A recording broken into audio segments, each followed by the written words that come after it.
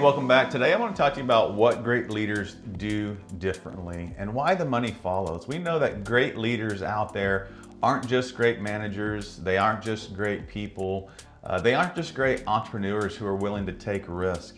Those are all good traits to being a great leader, but leadership is influence. And today I'm going to take you through 3 steps that will help you grow and do things differently. And then instead of focusing so much on that money goal, you're going to see that the money follows if you can take on these 3 steps. So some of the reasons why I want to talk about this today is poor leadership leads to high turnover and disengaged teams.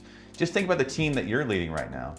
Whether you're a manager, an owner, whatever you are in your business, do you have team members that are there just punching the clock and doing the minimum to get by? Or do you have team members there that are truly engaged, going above and beyond for your organization? We know that trust and transparency will not only build good team member loyalty, but it's also going to build good customer loyalty. And we got to remember, team members today expect growth and support from their leaders. Please like and subscribe, share this episode with a friend that you know could benefit from this. And as we get started, I'm going to give a shout out to Project of Payment. They are our sponsor here today. And if you're looking to streamline your estimating and your invoicing software through Bill for the Trades, you can get your first 3 months for free.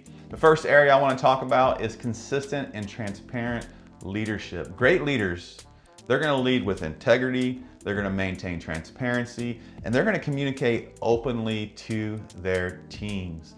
That is an easy thing to say, a really hard thing to do, because we want people to know that we're confident and that we have everything figured out. But we got to remember, people want a real leader. So the way that we can do this is by holding regular team meetings where information is shared openly.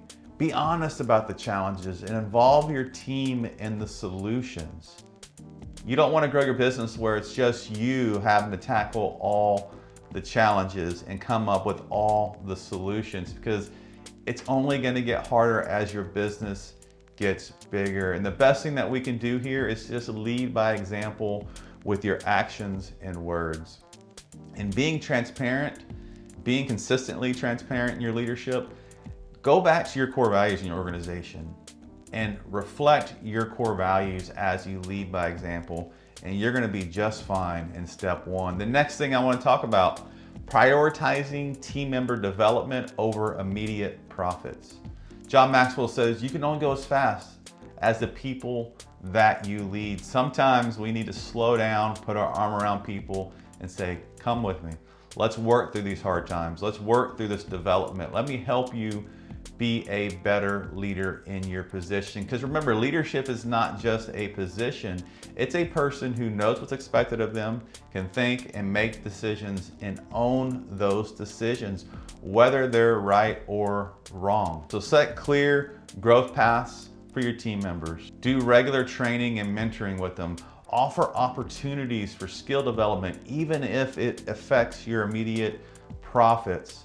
Do regular check-ins. Put a system in place where you have one-to-ones scheduled on your calendar with your team members and help support them in their career growth. Prioritizing team member development over immediate profits will get people behind you as their leader, and you are going to find that you are retaining your team members for longer. The third area I want to talk about today, and this is really, really, really important, focus on customer-centric leadership.